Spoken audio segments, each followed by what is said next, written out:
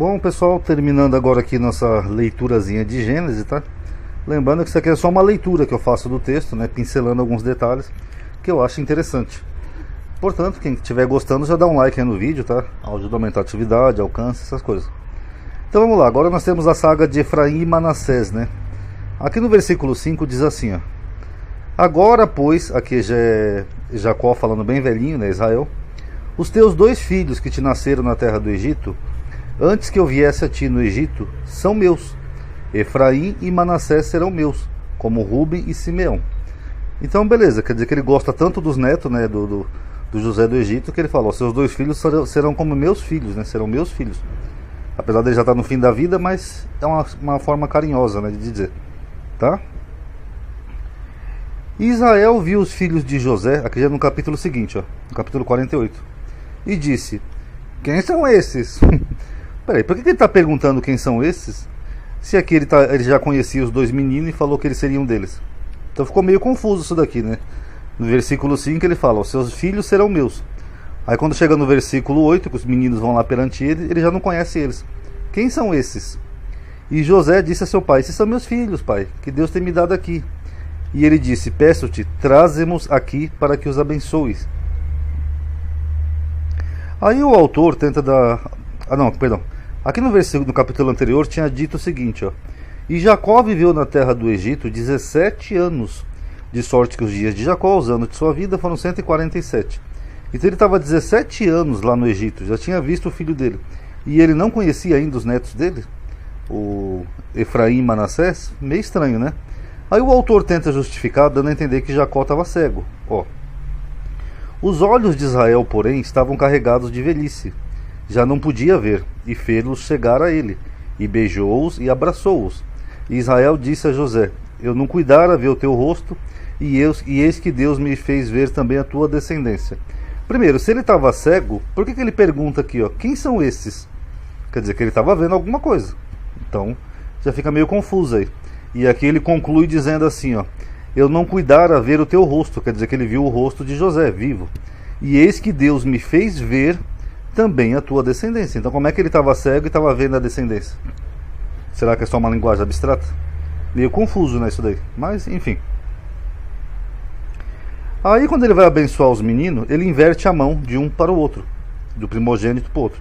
Que a gente vai entrar primeiro naquele velho padrão, né, de que sempre é o primogênito que se dá mal e o segundo é que se dá bem, que nem nós vimos lá com Esaú e Jacó, etc e tal.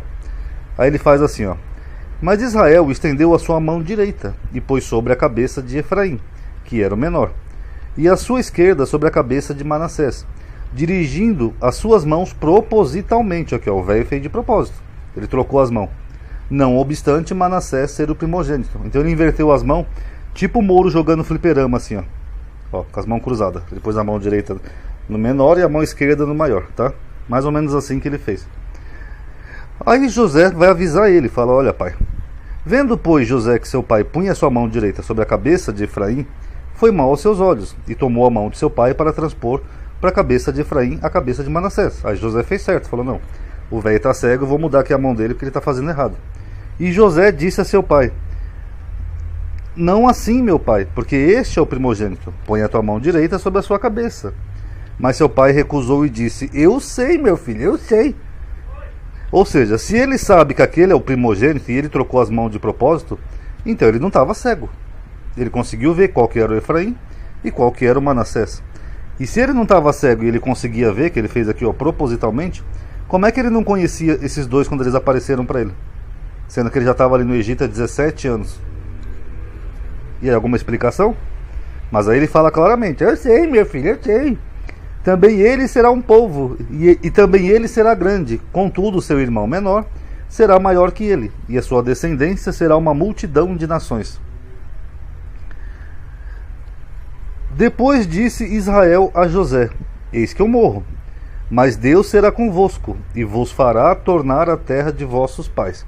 Bom, primeiro, Israel já estava cego aqui, já não sabia de nada, estava cego, mas ao mesmo tempo ele tinha visão bastante para trocar a mão dos 2 meninos. E aí ele começa a profetizar, que ele joga bênçãos ali sobre os meninos, que ele fala que o menor será maior do que o primogênito, né? Vai ser um povo muito maior, dando a entender que ele tem dons proféticos, né? Só que aqui ele fala que José iria retornar à terra dos pais dele, só que José não retornou. José morreu no Egito. Então, meio estranho. Ele só, para ser justo, a Bíblia até menciona que o corpo dele foi levado depois lá para a terra de Canaã. Mas isso depois lá que Moisés liberta o povo, mais de 400 anos depois. Mas ele não retornou à terra dos pais dele. Então, se ele não acerta aqui essa profecia, como que quem garante que essa profecia aqui dele seria verdade? Porque para ser um profeta tem que acertar todas, não pode acertar uma profecia ou outra, senão aí você cai na probabilidade, né? Fica uma coisa bem aleatória. Mas aqui ele profetiza que o menor seria uma descendência maior do que o maior, e aqui ele profetiza que José voltaria à terra dos seus pais. Aí depois chamou Jacó e seus filhos e disse: ajuntai-vos e anunciar-vos-ei o que vos há de acontecer nos dias vindouros. Agora ele virou profeta no final da vida. O que também não é muito típico, né, pessoal? Porque um patriarca é só um patriarca, não é um profeta. Mas aqui na história de Israel, dá a entender que no final da vida ele começa a anunciar coisas vindouras, né? O que vai acontecer com vocês. Sabe o que isso aqui parece, pessoal? Parece que é uma intencionalidade do autor. Porque o autor está escrevendo bem depois dos acontecimentos, então o autor quer dar a entender que isso tudo já tinha sido profetizado, que eram os planos de Deus. É a impressão que dá. Ó, chama teus irmãos que eu vou anunciar o que vai acontecer nos dias vindouros, tá? Falou o velho que não sabia que o filho dele estava vivo no Egito um bom tempo. Agora ele sabe até do futuro.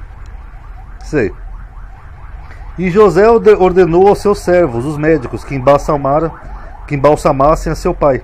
E os médicos embalsamaram Israel, que era uma prática egípcia. Aí, segundo a Bíblia, eles levaram o corpo dele lá para a terra de Canaã, como a pedido dele. José foi lá com uma comitiva, sepultou ele lá, tudo bem. E José também morreu no Egito e foi embalsamado também. Ó. E morreu José da idade de 110 anos, e o embalsamaram e o puseram num caixão no Egito. Só que aqui não tem nenhuma menção de que José foi levado para Canaã. Talvez lá na história de Êxodo, depois lá de Moisés, talvez tenha alguma menção. Mas aqui não. Então como é que o velho falou aqui que Deus ia fazer ele voltar à terra dos vossos pais? Ó? Então não faz sentido. Então, se ele não sabia se ele não acertou essa profecia, com que autoridade ele vem falar de coisas dos dias vindouros ou falar de Manassés e Efraim? Autoridade que eu falo profética. Então fica meio estranho isso daí, né, pessoal? Então tá aí, mais um videozinho aí dos patriarcas, encerrando aqui Gênesis. Eu vou ter que mudar um pouco também aqui o canal, tá? Tô pensando em fazer algumas coisas diferentes. Quem gostou, dá um like aí no vídeo, tá? Isso ajuda a aumentar o alcance, a atividade, tá? Obrigado aí por ter assistido. Paz a todos.